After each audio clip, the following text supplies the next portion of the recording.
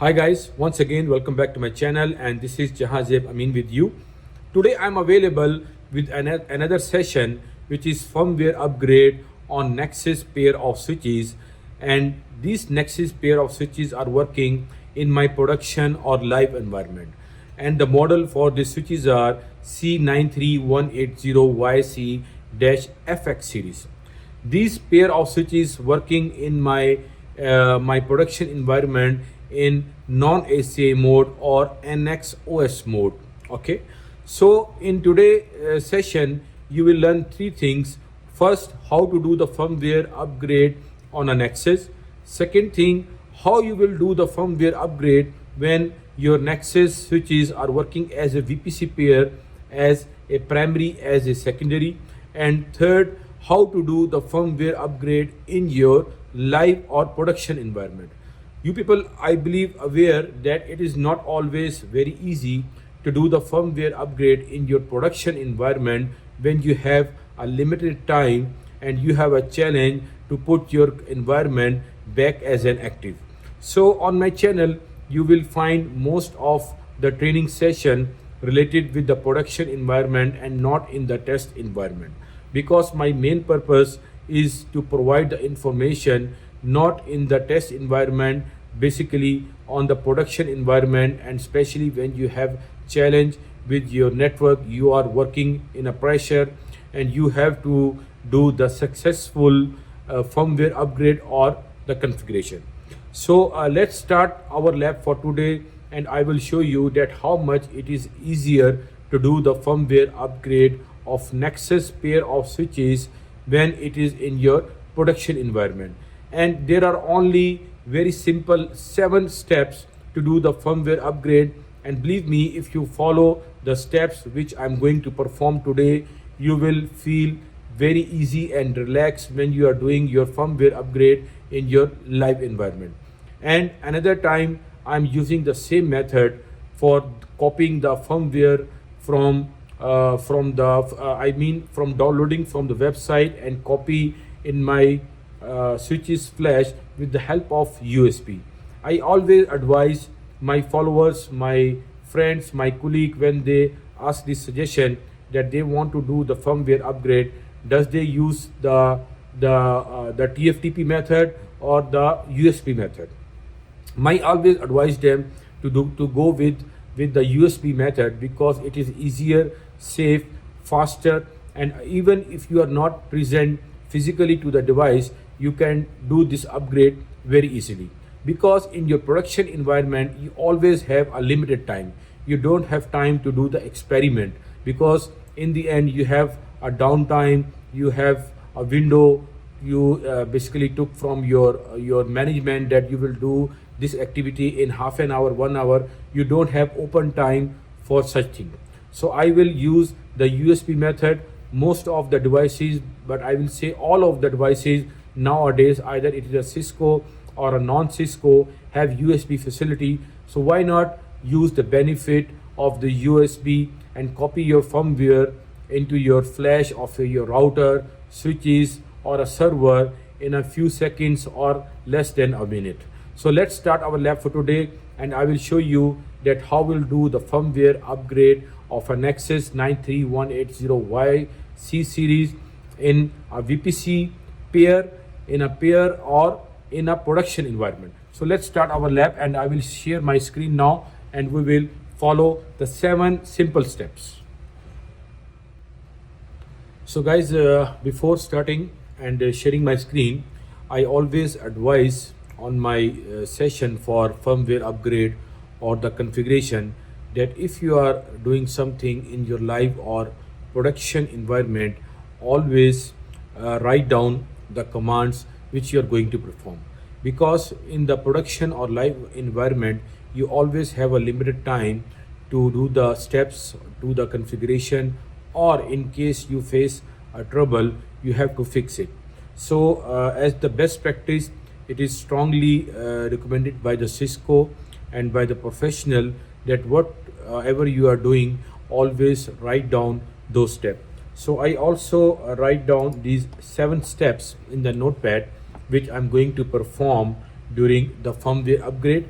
And second thing, always take backup of your configuration before doing any kind of configuration on your router or on the switches. So I already took the backup of the show running configuration, even though I have running the SolarWind, which I have already the configuration. But before going for the upgrade, always take the backup of your configuration. Okay, so I already connect my USB with my Nexus, and the easiest way to check it, show logging. Once I will give this command, it will show me that USB 1 is detected for the on my Nexus switch. So I will give the command dir USB 1, and it will give me all the firmware which I have right now in the which is showing in my USB. Okay, so I actually, another thing, when you are going for the upgrade, and if you take some years you did not upgrade it, so there is not a single upgrade, there is a multiple upgrade path with your existing and with the highest firmware or the best practice or the recommended one. So always consult the data sheet or the Cisco that which upgrade path I have to choose, because you cannot go from the lower to the highest directly. For sure there is some intermediate upgrade paths available which you have to check on the Cisco website or the data sheet or the iOS data sheet. Okay, so I already updated 924. Now I'm going to go for Nexus 9300YC.bin upgrade. So this is my primary vPC pair. So if I give show vPC, you will see over here it will set vPC domain. I will give the command, not this one, vPC role. Okay, this command will tell me that this switch is the vPC as a primary and this one as a vPC secondary. Okay, so I always recommend to go for the firmware upgrade with your primary vPC, and then you will go with your secondary. So now I will perform the step which I write down here.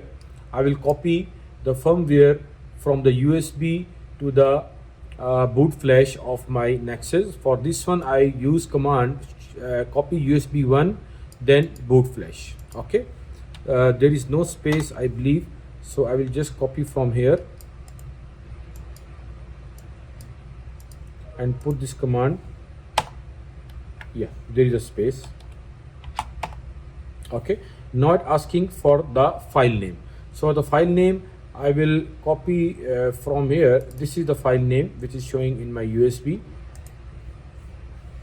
Enter, copy in progress. Okay, and you will see that how faster is to copy the firmware from the USB to your boot flash. But if you use the tftp server, it will take might be 5 minutes, 10 minutes or more, depend on the size of the file you are copying.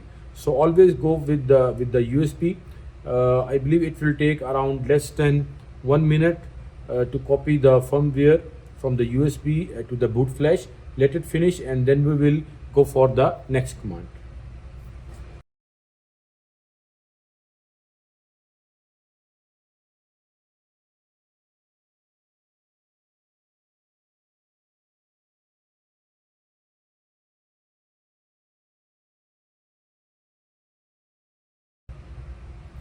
So guys, you see in less than 1 minute the file is copied.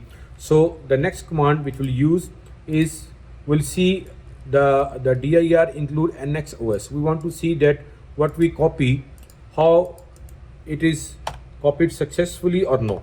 Okay, so you see over here I copy 9313. So this is the copy file and this is the size and this is the date, and this will be keep as an history. So in future when you will go for the with another upgrade, it will give you the history. With this command you can see that what time you have copied what version of the firmware for Nexus. Okay, so the next command I will use it will set show file bootflash firmware, which I already copy. It will show me the MDS sum.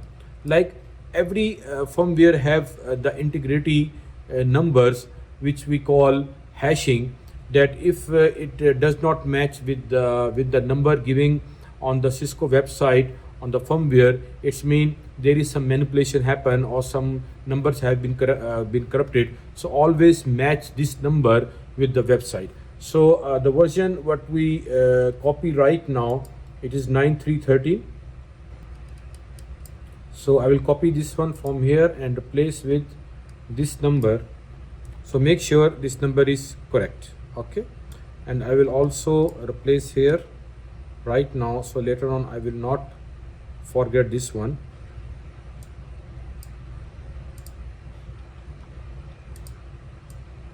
This one. Okay,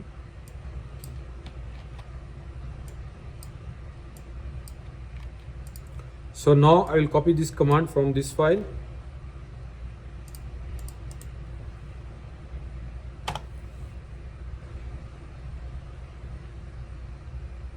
Okay, so this is the number which you need to check with the Cisco website.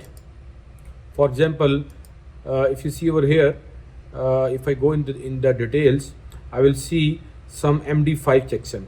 So this is the checksum what I'm talking about. It should match with the value what it show over here. So if it match, it mean there is no manipulation or the file which is copy in the correct order. Okay, so the next command I will give show incompatibility-all nxos, then the version of my file. Let's see what output it will give us. So after putting this command, I found the result that no incompatible configurations found. It's mean if I have any feature which is already enabled and that is not compatible with the firmware which I'm going to upgrade, so it will give me, so it's mean my all features or configuration which is based on the feature, that will work fine. Okay, so the next command I will give this one, show install all impact nxos bootflash, the version of the file. Let's see what the result and then we will discuss. So guys, after apply this command, show incompatibility-all nxos bootflash and the version of the file, you will see it will check multiple things.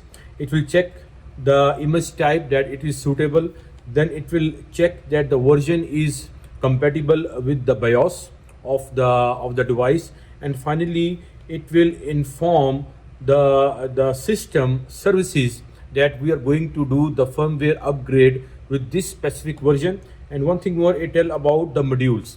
Like if you have a multiple modules in your Nexus switch, it will check that your version of the firmware is compatible and everything will be fine. So in the Nexus, it will always make sure that the services, the BIOS, the module, the configuration, everything will work fine with this firmware upgrade which you are going to perform. So finally it gives me success at 100%. Okay, and now we will put the final command for to activate this firmware. So I will copy this last command, which is install all nxos bootflash and the version of the file, and I will just put over here.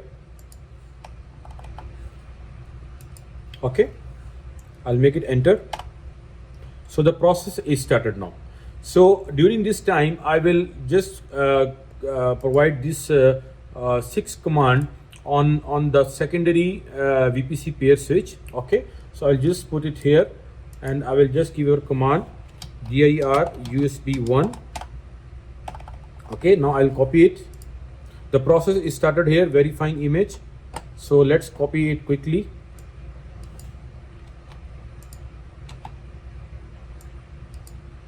Okay, so now it's going to, what is the source? I will just give this command 9313. Okay, yes.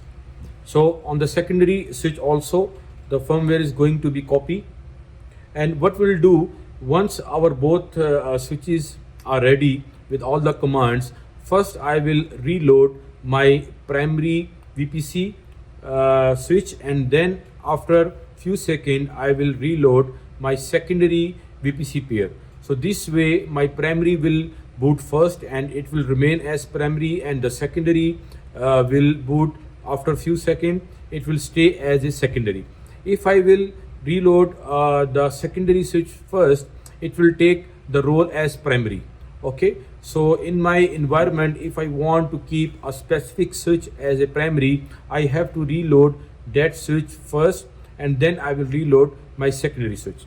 So let it be finished on the secondary one. Okay, the copy is complete. I will just make sure all the steps. Yes, it's finished now. Let me finish the MD5 checksum. This one I'll go in the configuration mode.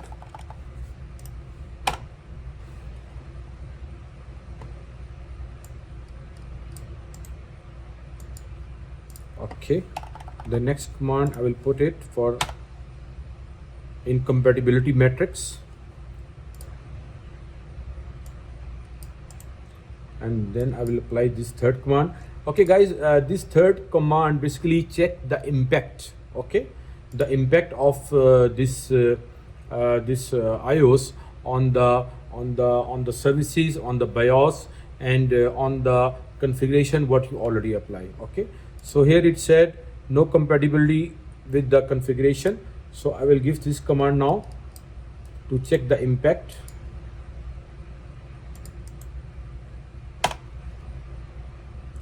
So finally, after checking this one, it will asking me, do you want to continue with the installation? So I will say yes now. So let my primary VPC to be reload first, and then I will do finally on the secondary one. I will copy it here now. Okay, you see guys, the performing runtime checks is started now. So let this finish the incompatibility matrix, and then we will apply our final command and reload our secondary VPC switch. The first two variables have been done now. Okay, like boot variable is done, performing configuration copy is done. Now it is refreshing the upgrade of BIOS loader and boot ROM. And the whole process for doing upgrade will take around 5 or 10 minutes of maximum. So if you are fully confident, you are prepared for the upgrade, it will not take more than 10 minutes in your production or live environment. So you can take the downtime as approved for 1 hour. So if you need to do some troubleshooting, you can do easily in the remaining 40 or 45 minutes. So guys, on the secondary switch also the impact test has been done now. So far it is going successfully at 100%. If there is not success as 100%, this process will not continue, and it will give you message over here that there is issue in the compatibility matrix or the new firmware which you are going to perform as an upgrade. So your process will stop on this stage. Okay.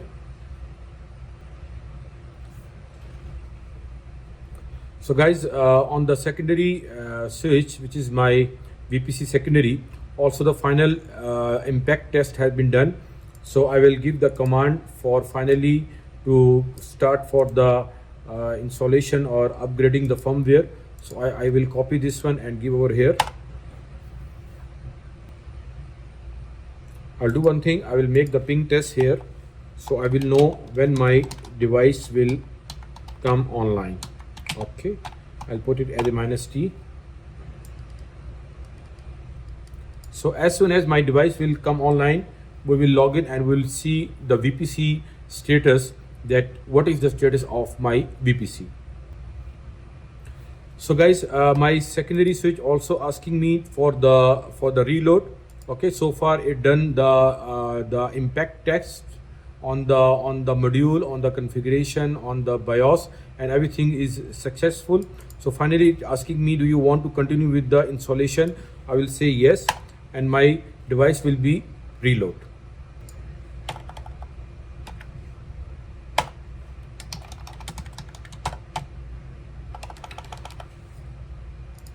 So guys, my device came online and I'm able to log in now. So I will see the show VPC, and you see over here my VPC peer adjacency form is okay, because still my secondary switch is not properly rebooted. So that's why it is showing me the peer adjacency form is okay. But I will check with the show VPC role and see what it show me result over here. Yes, now the impact is started now. When I put command show VPC role, it is saying that primary operational secondary, okay, because my both pairs are not synced as a VPC. So the status on my VPC primary switch is become as an operational secondary. Okay, so let it be normalized on the secondary switch, and then we will see what we will found on the VPC. Still the role is showing as operational secondary. So finally the upgrade, finishing the upgrade, switch will be reboot in 10 seconds. So I will do one thing, I will make this one as a ping test, and we'll see when it will be available back after the firmware upgrade. And we will keep watching my VPC status as well. Okay, so guys, you see my VPC role is changed from primary operational secondary to the primary one, because this switch is already reload and it successfully take the new firmware and it become normal. I will see show VPC status. Yes, peer link is showing is down. The reason my switch is rebooted. So the status for the peer is down because the VPC peer keep alive are not syncing on the LAN between the primary and the secondary VPC switch. And at the same time, my host is showing as unreachable. Okay, so let it become online, and then we will see that my VPC peer status will come back as a normal or not. So guys, finally my device is normalized, both devices. My secondary is also going to ping now. So I will do one thing, I will reconnect with my device.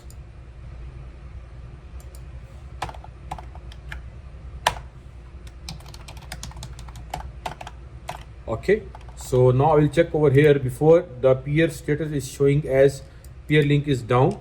So I will check now, show VPC. Okay, now my peer is alive, you see. So there's a difference. Before it is showing as peer link is down, and now it's saying peer is alive. So I will do thing here, show VPC. Yes, okay. So my both peer are alive now, and adjacency have been formed. So I will check now VPC role, and you see role is also a secondary, same as per my plan, that I want to keep my secondary as a secondary and my primary as primary. Show VPC role. Okay, so my role is primary here, here is a secondary. Once again I will verify, show VPC.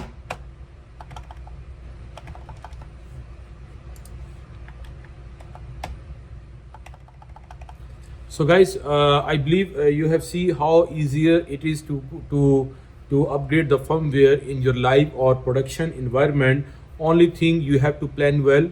You have to be careful. You should know what command you are applying and what will be the impact of this command after entering on the CLI. So I make things very easy for you guys, and I hope you have enjoyed this video. So please don't forget to subscribe, share, and provide your positive feedback on today our session for the firmware upgrade on the VPC pair switches.